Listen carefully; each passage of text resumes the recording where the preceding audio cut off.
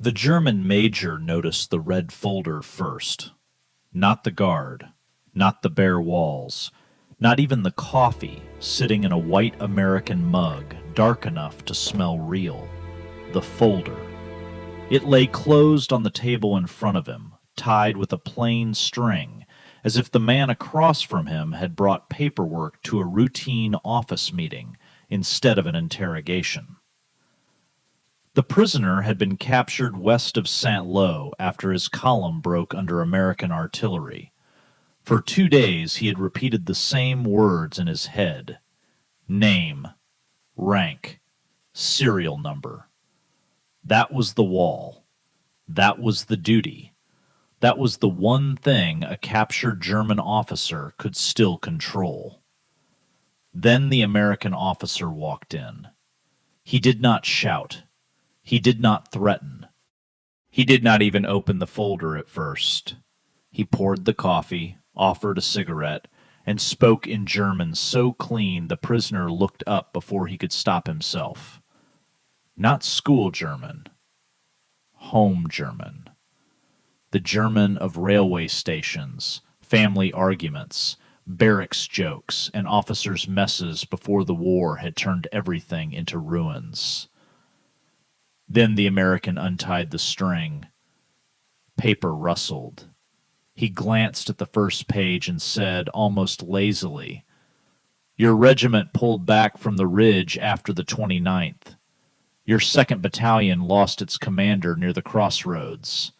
Hauptmann Vogel took over, but only for 3 days. Then he was wounded, and the adjutant carried the battalion reports himself." The German major did not answer, but his face changed. It was small, a tightening at the mouth, a stillness in the hands. The American noticed. He turned another page. "And the fuel you were promised never arrived." That was when the prisoner's silence stopped feeling like a shield. It started feeling like a joke. Because before he entered that room, he believed what thousands of German officers believed in 1944. The Americans were loud. The Americans were rich. The Americans were dangerous because they had trucks, shells, food, fuel, and more men than Europe seemed able to count. But intelligence? No, not real intelligence. Not the old European kind.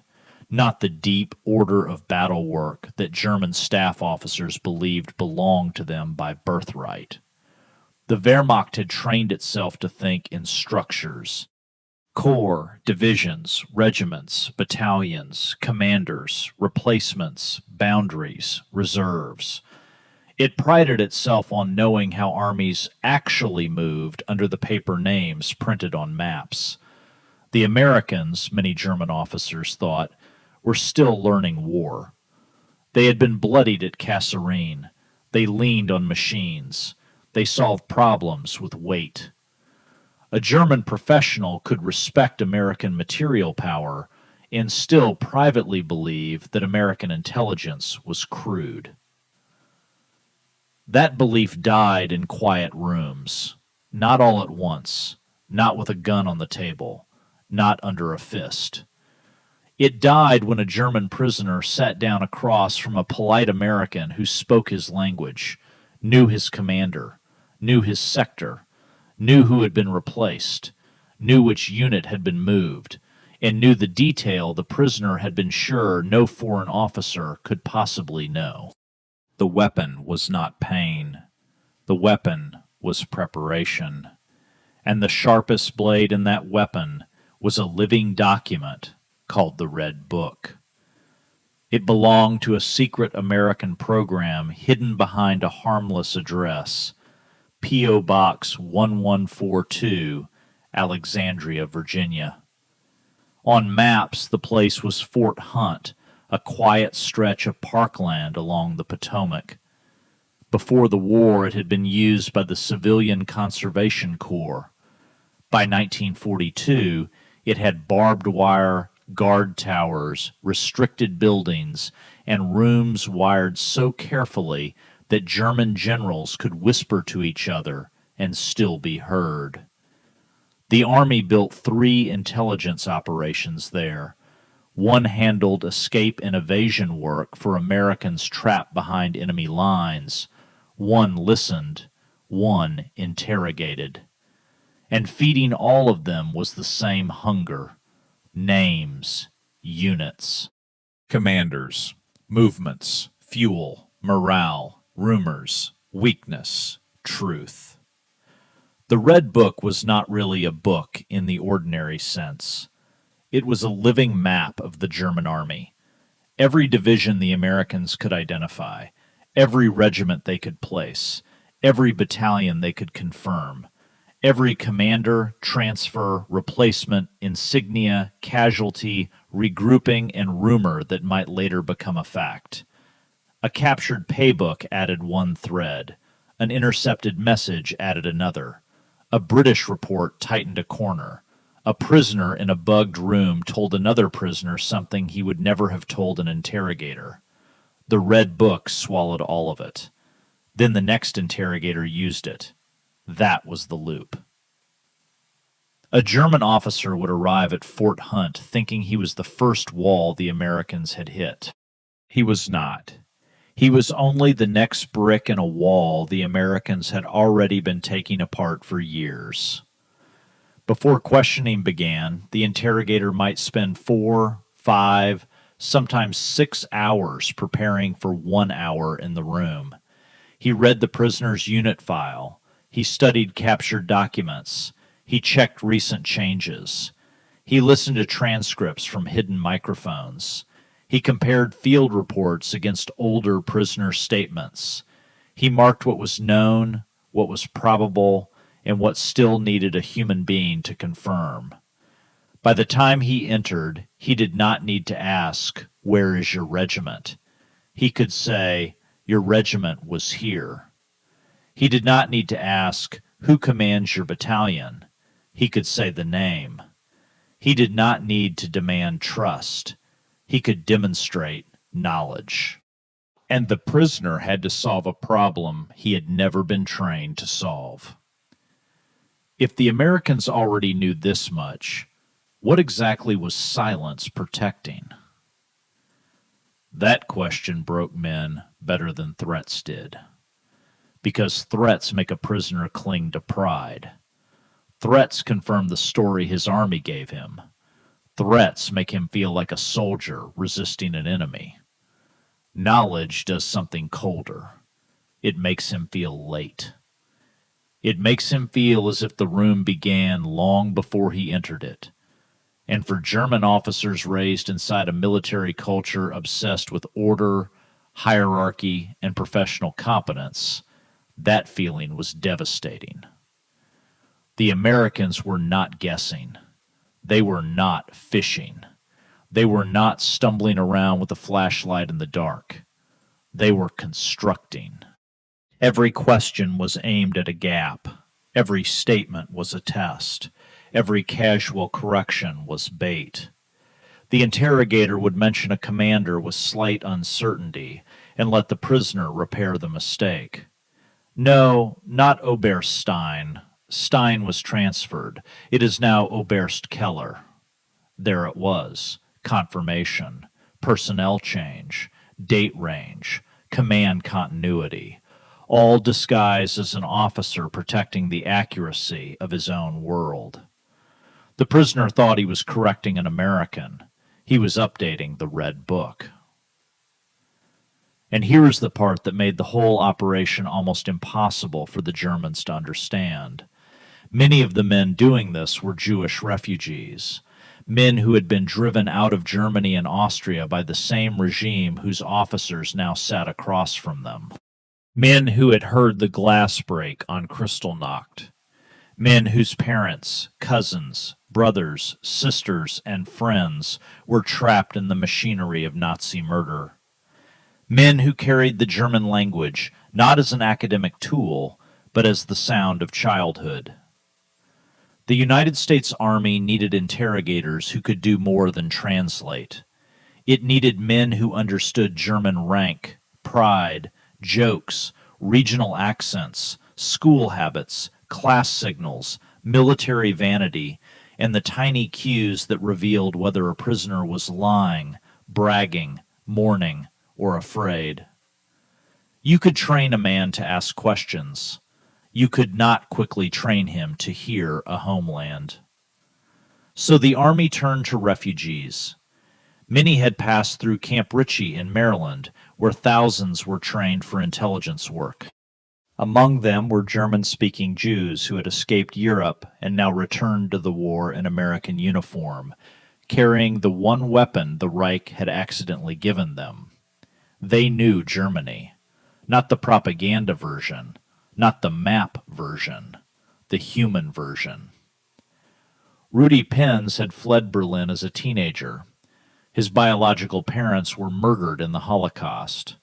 At Fort Hunt, he interrogated German prisoners and listened to the bugged rooms where they let their guard down. What he remembered decades later was not revenge. He remembered restraint. He said he never laid hands on anyone. He called it a battle of wits. And he said he was proud that he never compromised his humanity. That sentence matters because of who was sitting across from him. These were not harmless men. Some had served in units that carried the war across Europe with brutality. Some had fought on the Eastern Front. Some wore the uniforms of a state that had tried to erase the families of the interrogators questioning them. And yet, the method was coffee, cigarettes, chess, language, memory, patience.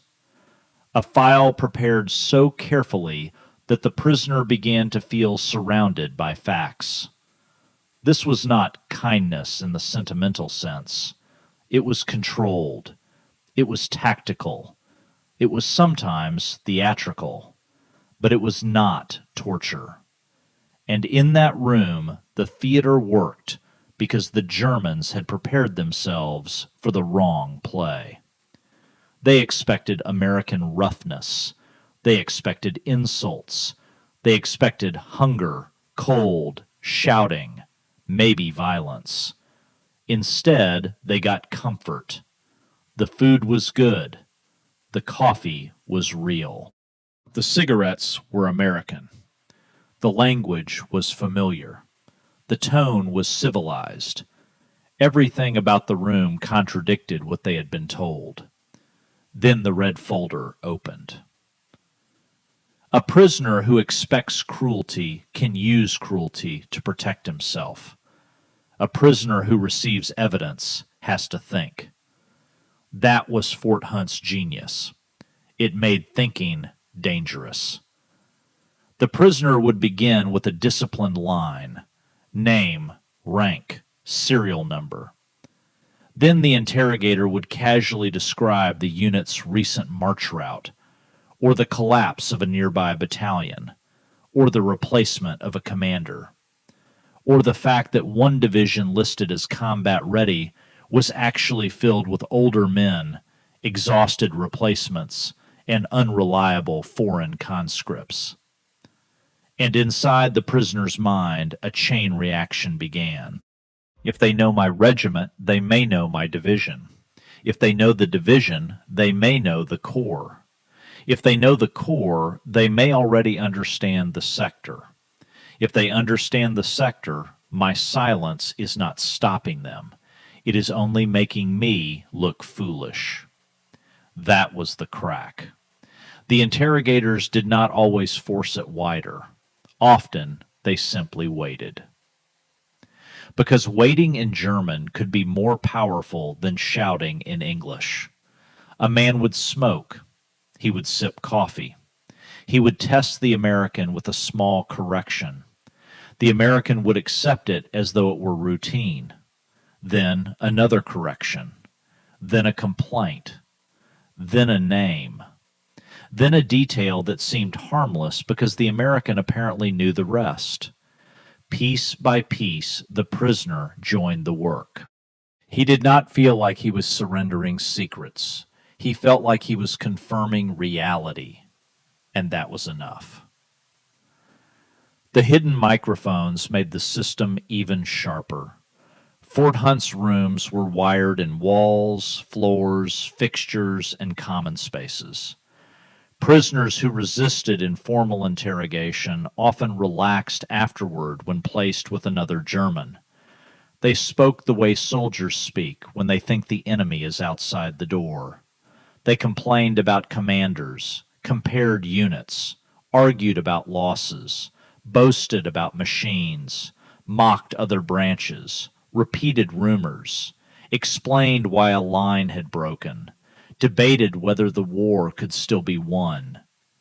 The Americans listened. Transcribers turned those conversations into reports. Analysts compared them against other files. The Red Book grew. Once, prisoners noticed an odd echo and dismantled a light fixture. They found a microphone. For a moment, the theater broke. The Americans moved the devices. The listening continued. That is the nature of a system. It does not depend on one trick. It absorbs failures and keeps moving. By 1944, the system had become so dense that American interrogators could identify German formations with a speed that shocked even experienced officers. A soldier's accent, a scrap of insignia, a vehicle marking he mentioned in passing, a commander name, a complaint about rations, a rumor about a transfer. Each clue had a place. No single prisoner needed to know the German army. He only needed to know his little corner of it. The Red Book existed to connect corners. This mattered before D-Day. Allied planners needed to know what waited in France. Not just German divisions. That was too vague. They needed to know which divisions were strong, which were hollow, which were coastal formations made of static troops, which were panzer formations held back for the expected main blow, which units had fuel, which had reliable transport, which commanders were aggressive, which were exhausted, which reports from Berlin were fantasy, and which German officers still believed the Allied landing in Normandy might be only a feint. The Red Book did not win Normandy by itself. No intelligence document does. But it helped turn a battlefield into something legible. It helped planners see that many German formations in France were not what their names suggested. Some divisions were full on paper and thin in flesh. Some battalions existed as designations long after casualties had hollowed them out. Some units had Eastern European conscripts whose loyalty was uncertain. Some supply lines were weaker than German paperwork admitted. That truth rarely came in one dramatic confession. It came in fragments. A corporal from one division mentions that his company has barely half its men. A supply sergeant from another formation complains that fuel deliveries have stopped. A wounded officer admits that a battalion commander was replaced after an artillery barrage. A captured driver says the unit that was supposed to relieve them never arrived. Each fragment was small enough to seem safe. Together, they expose the difference between the official Wehrmacht and the actual one. Official reports tell superiors what a command wants them to believe. Prisoners often reveal what the soldiers are living. That difference became one of Fort Hunt's great advantages. Signals intelligence could reveal orders. Aerial photographs could reveal roads, guns, depots, and movement. Captured documents could reveal structure. But prisoners revealed the rot inside the structure. They told the Americans when a division was tired, when its officers hated each other, when fuel had run out, when ammunition was being rationed, when a commander looked brave on paper but froze under pressure, when soldiers no longer believed the orders they were repeating. A unit is not only a box on a map. It is men, vehicles, food, fear, pride, fatigue, habit, loyalty, resentment, memory, and rumor. Fort Hunt collected all of that. That is why its intelligence felt so intimate. It did not simply ask, "Where is the enemy?" It asked, "What condition is the enemy in when he arrives?" And sometimes, "What does he believe before he breaks?" The field interrogators near the front used the same principle under harsher conditions. They did not have Virginia rooms, comfortable chairs, or long preparation windows. They worked in tents, barns, damaged houses, and muddy command posts close enough to hear artillery. Their questions had a shorter shelf life. Where was the minefield placed? Which road was blocked? Who ordered the withdrawal? Where is the command post tonight? Which bridge has been wired? Which unit is moving through the village before dawn? That information could expire in hours. But even there, the same psychological lever worked. A young German corporal, captured cold and hungry, expected confusion. Instead, an American intelligence officer identified his regiment before the corporal said a word. The corporal watched the map. The American already had pins in places the corporal thought were secret. Then came the question, not, "Who are you?" The Americans often already knew enough to guess. The question was, "What changed yesterday?" That was the gap. That was where the fresh intelligence lived. The German army was changing constantly by late 1944. Units were mauled, dissolved, rebuilt, renamed, transferred, thrown back into line, merged with remnants, and ordered to hold positions they no longer had the strength to hold. A static file would have gone stale. The Red Book survived because it moved. A reorganization confirmed on Monday could appear in American files days later. A commander killed in Normandy could be replaced in the records before some German rear offices had caught up. A battered regiment could be flagged as under strength, while German reports still treated it as a reliable formation. The Americans had built something the Germans had not expected from them, a learning machine.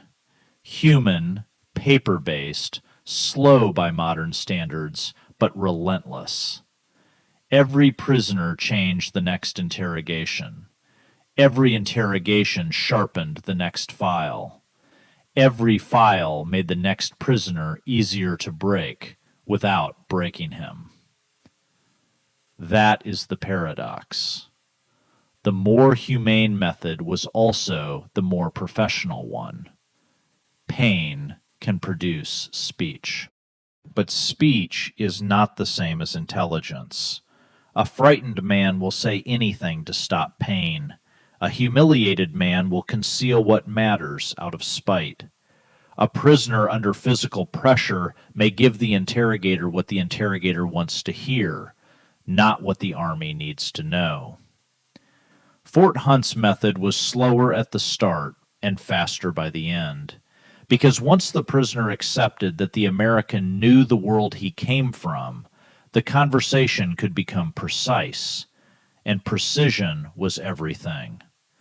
A casual mention of a battalion boundary could locate a neighboring regiment. A complaint about fuel could expose a whole supply chain. A joke about a commander could become a psychological profile. A rumor about an SS division passing through a village could confirm a movement no aerial photograph had yet caught. The prisoner might think he had given nothing important. The analyst understood otherwise. A mosaic does not ask one tile to show the whole picture. It only needs the tile to fit. Elite prisoners were often the most interesting. SS officers, paratroopers, U-boat men, technical specialists, senior staff officers. They had pride hardened into armor. They believed their units were disciplined, compartmentalized, and difficult to penetrate. Some had been taught that American interrogators could never understand the internal life of the formations they faced. Then the American named the division, then the regiment, then the commander, then the approximate strength before Normandy, then the town where vehicles from another formation had been seen, then the rumor the prisoner thought only men inside the unit had heard. For a regular officer, this was alarming. For an ideological soldier, it could be existential. The Reich had promised superiority, not just military superiority, institutional superiority, civilizational superiority. The room in Virginia denied that promise quietly. It did not argue. It produced evidence. That was the humiliation. Not the shouting, not the guard, not the captivity. The humiliation was that the enemy they had dismissed had been listening more carefully than they had. And the men listening were often the very people the Reich had thrown away. One interrogator had grown up near places his prisoners described with nostalgia. Another knew the Austrian lake a German colonel mentioned because his own father had taken him there as a child. When the interrogator described the water, the huts, the slopes, the prisoner assumed he was staring into an American dossier so complete it included childhood holidays. It was a coincidence. But Fort Hunt turned coincidence into leverage. That is what skilled interrogators do. They do not merely possess information. They recognize the moment when information changes the emotional weather in the room. A bad interrogator hears a memory and moves on. A good one understands that a memory can open a door.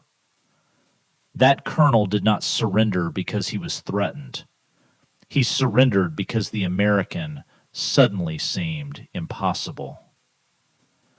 This same intelligence culture helped during the Battle of the Bulge. The German offensive in December 1944 stunned the Allies in its timing, force, and direction. There were failures. No serious history can pretend otherwise. But once the attack began, American intelligence did not start from emptiness.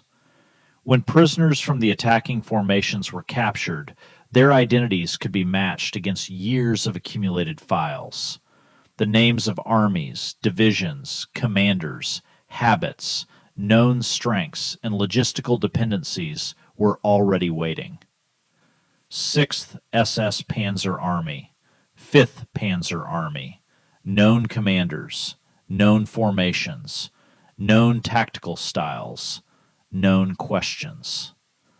The battlefield was chaos, but the files gave shape to the chaos. In a fast-moving crisis, speed of identification matters.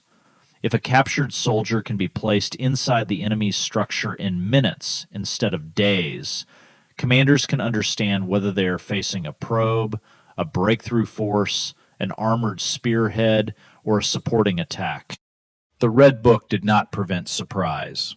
It helped the Americans recover from it. That distinction matters. Intelligence is not prophecy. It is orientation. When the fog thickens, the side with the better map still bleeds, but it bleeds with direction. By the end of the war, Fort Hunt's work shifted. The German army was collapsing faster than any order of battle file could keep neat. Units dissolved, command lines snapped. Prisoners arrived carrying pieces of a system that was no longer functioning as a system. But another kind of intelligence became valuable. Scientists, weapons experts, submarine specialists, rocket men, intelligence officers, people who knew not just where German units had been, but what the next war might look like. Fort Hunt processed information on jet aircraft, submarines, rockets, and uranium research. It became one of the gateways through which American intelligence moved from defeating Nazi Germany into confronting the Soviet Union. That transition brought a darker legacy. Major General Reinhard Gehlen, the German intelligence officer who had run analysis against the Soviet Union, surrendered with a treasure he believed would buy his future: files, networks, and knowledge of the East. He was brought into American hands and eventually became central to post-war intelligence arrangements that fed into West Germany's later Foreign Intelligence Service. This was not the clean moral world of the interrogation room. It was the beginning of Cold War compromise. The same institutional system that had honored humane interrogation also became part of deals with men whose wartime records could not be made innocent. That contradiction cannot be washed away. It belongs to the story. Fort Hunt was not a fairy tale about perfect people. It was a wartime machine built by human beings inside history. Some of those human beings chose restraint when vengeance would have been understandable. Some officials later chose usefulness over justice. Both things are true. After the war, the place tried to disappear. Records were burned, buildings were demolished, the wire came down. The land returned to the National Park Service. Grass covered foundations. Picnic tables replaced guarded rooms. Children ran over ground where German generals had once been listened to through hidden microphones. The veterans scattered into ordinary American lives. A man who had listened to prisoners became a professor. Another became an engineer. Another built a business. Another entered diplomacy. John Kluge, who helped maintain the Red Book, later built a media empire and gave immense sums to education. They kept the secret. Not for a year, not for 10, for more than 60. Wives did not know. Children did not know. Neighbors did not know. A man could spend his whole life as a grandfather, professor, businessman, or retired engineer while carrying another life locked behind an oath signed in wartime. Then, in the 2000s, the silence cracked almost by accident. A National Park Service researcher began looking into Fort Hunt's wartime history. A casual remark led to a veteran. The veteran was careful. He had signed a secrecy agreement and still believed it mattered. The Army eventually released the surviving veterans from their oaths. Only then did they speak. They were in their 80s and 90s. Many were fragile. Many died soon after recording what they knew. But before they went, they gave the story back. They described the rooms, the microphones, the coffee, the chess, the Red Book, the German prisoners, the tricks, the restraint, the moments when a man's face changed because the American across from him knew too much. Their timing mattered, because when the story emerged publicly, America was arguing again about interrogation. After September 11th, coercive methods had returned to the center of national debate. The country was asking whether brutality worked, whether it was necessary, whether intelligence could justify damage to law and conscience. Then the old men of P.O. Box 1142 appeared with an answer from another war. They had interrogated dangerous prisoners.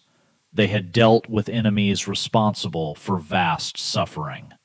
They had needed real intelligence, not moral theater, and they had done it without torture. Their argument was not soft, it was professional. They were not saying kindness always wins because kindness is beautiful. They were saying preparation beats cruelty, language beats shouting, patience beats panic, knowledge beats pain. They were saying the effective thing and the humane thing had once been the same thing, because professionals had made it so. That is why the Red Book matters beyond military history. It was not just a file of German units. It was proof of a philosophy. Know enough before the room begins that you do not need to brutalize the person inside it. Know the structure so well that the prisoner becomes a confirmer, not a magician producing secrets from nowhere. Know the culture so deeply that he cannot hide behind your ignorance. Know the human being well enough to tell when pride is cracking, when memory is opening, when a correction is actually a confession. The German officers thought intelligence meant knowing the enemy's order of battle. Fort Hunt widened the meaning. To know an enemy was to know his paperwork, yes, but also his accent, his vanity, his exhaustion, his commander's reputation, his unit's real strength, his fear that Berlin was lying, his belief that silence still mattered, his private suspicion that the Americans knew more than he did. That was the final break. Not when the prisoner realized the Americans knew a secret, when he realized the Americans knew the pattern. The numbers that remain are almost too small for what happened there. A few thousand prisoners, thousands of intelligence reports, one secret address, a park that looks ordinary now, a plaque most visitors pass without slowing down. But from that place came intelligence on U-boats, rockets, jet aircraft, German unit strength, command changes, battlefield morale, and the actual condition of an army pretending it was still stronger than it was.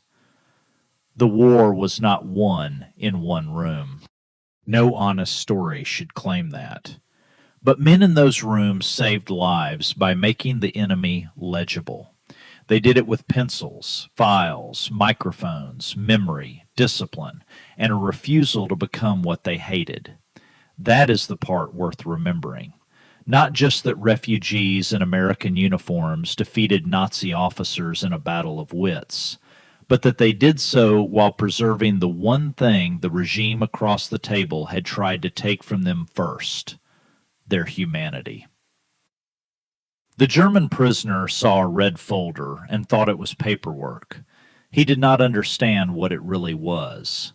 It was every prisoner before him, every whispered conversation, every captured order, every corrected name, every small truth added to a machine of knowledge. By the time the American opened it, the interrogation had already begun.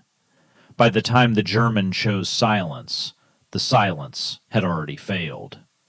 And in the quiet rooms of Fort Hunt, the men of P.O. Box 1142 proved something the Reich had never believed possible. The enemy they dismissed had listened.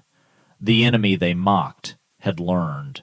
And the enemy they expected to hate them had beaten them, page by page, without ever needing to raise a hand.